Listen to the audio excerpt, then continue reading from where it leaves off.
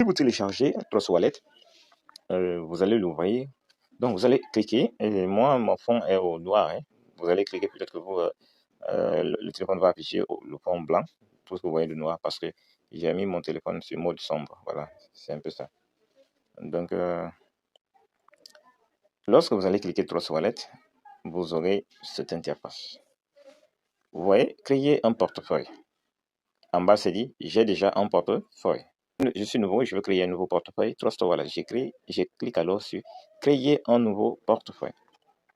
Et là, ils vont me demander de créer un code d'accès, c'est-à-dire un mot de passe de 6 chiffres, quelque chose comme ça, pour que je puisse accéder à l'application, que personne ne puisse prendre derrière toi et accéder. Dans le point qui suit, ils vont nous montrer la phrase de recouvrement de notre portefeuille. Au cas où nous perdions le téléphone, nous n'avons pas. Okay? Donc, cette phrase-là, contenant 12 mots séparés chacun, est très important. On doit toujours la sauvegarder. C'est notre mot de passe le plus important de tout ce qu'on fait par rapport à notre investissement. On peut perdre tous les autres, mais si on perd ça, ça devient aussi un peu plus compliqué. Okay? Mais ça n'encourage pas aussi de perdre les autres. Il faut sauvegarder tout. Okay? Vous devez veiller à ce que ces mots de passe, ces 12 mots-là, que vous l'écriviez au moins en 4-5 exemplaires, vous partagez dans les endroits que si l'un se gâte ou bien les deux autres se gâtent, que tu puisses au moins retrouver l'autre parce que ton actif, tout ton investissement est lié à ça. Okay? Donc, la sécurité, la prévention avant toute chose. Donc, ils vont nous prévenir aussi ici. En bas, dans les rectangles là, ils disent si je perds ma phrase secrète, mon fonds pourrait être perdu ou bien sera perdu pour toujours.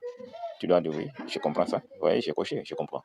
Si j'expose ma phrase secrète ou bien partager à qui que ce soit sur les réseaux, ou bien donner à quelqu'un dans mon téléphone, il a vu et qui connaît ces choses, il peut voler mon portefeuille en allant télécharger l'application et importer mon portefeuille et changer peut-être l'accès.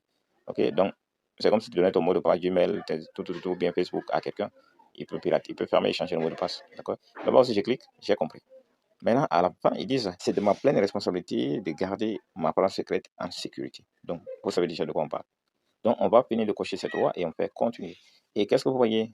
Et je ne sais pas si la capture va afficher parce que ces étapes dans Trust Wallet, dès que tu veux faire même une capture d'écran, ça sort tout noir. Donc, qu'est-ce que vous allez faire? Dès que vous arrivez là, vous prenez un cahier, quelque chose, votre bloc-notes. Une fois que vous avez écrit les 12 mots de passe sur votre bloc-notes, vous avez ça, vous êtes sûr que c'est bien ça, l'ordre est respecté. Vous allez cliquer sur suivant. Et qu'est-ce que vous allez voir? Ils vont mélanger ces mêmes 12 mots de passe qu'on vous a donné en ordre. Mais à vous de rétablir l'ordre. Maintenant, vous allez toucher selon l'ordre qu'on vous a donné au départ. C'était vous deviez voir l'ordre qui était établi.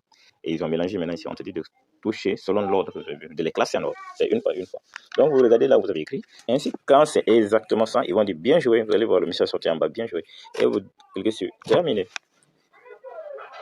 Ainsi donc, on va vous dire votre portefeuille a été créé avec un succès.